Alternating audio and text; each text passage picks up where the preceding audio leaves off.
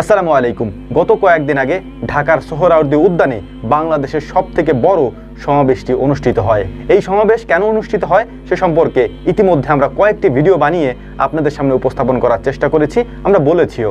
আলহামদুলিল্লাহ, এই অনুষ্ঠানের শুরু থেকে শেষ পর্যন্ত নিয়ে আমরা সেখানে ছিলাম। যে দৃশ্যগুলি সেখানে আমরা দেখে এসেছি, এই দৃশ্যগুলি অবশ্যই অভাবনীয় একটা ব্যাপার ছিল। বাংলাদেশের সব ঘরানার আলেম ওলামা এবং সব ঘরানার মানুষজন সেখানে উপস্থিত ছিলেন। লক্ষ লক্ষ মানুষে মুখরিত হয়েছিল গোটা সোহরাওয়ার্দী উদ্যান। মঞ্চে যে দৃশ্য আমরা দেখেছি, এই দৃশ্য বাঁধিয়ে রাখার মতো। বাংলাদেশের ইতিহাসে এরকম দৃশ্য বিরল বলা যায়। এই সমাবেশ অনুষ্ঠিত হওয়ার আগে এবং অনুষ্ঠিত হওয়ার পরে অনেকেই বলছেন, প্রশ্ন করেছেন যে আসলে এই সমাবেশ করে লাভটা হলো কি, লাভ কি হয়েছে। গত 2 দিনের আন্তর্জাতিক মিডিয়ার নিউজগুলি দেখলে আপনি খুব ভালোভাবেই সেটা বুঝতে পারবেন।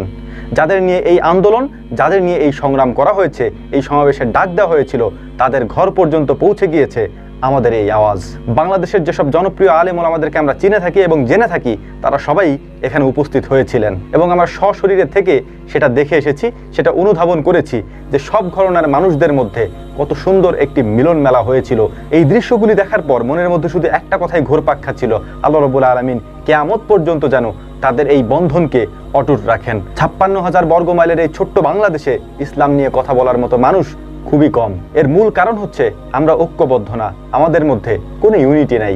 এমন একটা সময় এরকম একটি সমাবেশ আমাদের জন্য খুবই গুরুত্বপূর্ণ ছিল এবং সেখানে আমরা সবাই উপস্থিত হতে পেরেছি, এটাও আমাদের জন্য খুবই গুরুত্বপূর্ণ একটা ব্যাপার ছিল। ভবিষ্যতে হয়তো এদেরকে নিয়ে আমরা আরো বড় আশা করতে পারি, যার ইঙ্গিত তারা ইতিমধ্যে দিয়ে দিয়েছেন। বিষয়টা আপনি একবার ভেবে দেখুন তো, একই মঞ্চে শেখ আহমেদুল্লাহ হাফেজাহুল্লাহ, একই মঞ্চে আব্দুল্লাহ বিন আব্দুর রাজ্জাক হাফেজাহুল্লাহ, একই মঞ্চে রেজাউল করিম আবরার হাফেজাহুল্লাহ, একই মঞ্চে আল্লামা ডক্টর মিজানুর রহমান আজহারি হাফেজাহুল্লাহ। এরা সবাই ভিন্ন ঘরানার, কিন্তু আন্তর্জাতিক যে বিষয় নিয়ে আমরা কথা বলেছি, আন্তর্জাতিক যে বিষয় নিয়ে আমরা আওয়াজ তুলেছি, এ বিষয়ে সবাই ঐক্যবদ্ধ হয়েছেন। এরা ঐক্যবদ্ধ হয়ে ডাক দিয়েছে, জাতি ঝাঁপিয়ে পড়েছে।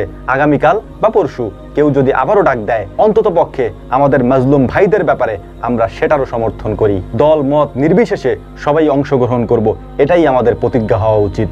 আল্লাহ রাব্বুল আলামিন সমস্ত ভেদাভেদ ভুলে আমাদেরকে একত্রিত হওয়ার তৌফিক দান করুন। আল্লাহ রাব্বুল আলামিন আমাদের সবাইকে ছোট ছোট ভুলগুলিকে ঊর্ধ্বে রেখে আমাদেরকে একত্রিত হওয়ার তৌফিক দান করুন।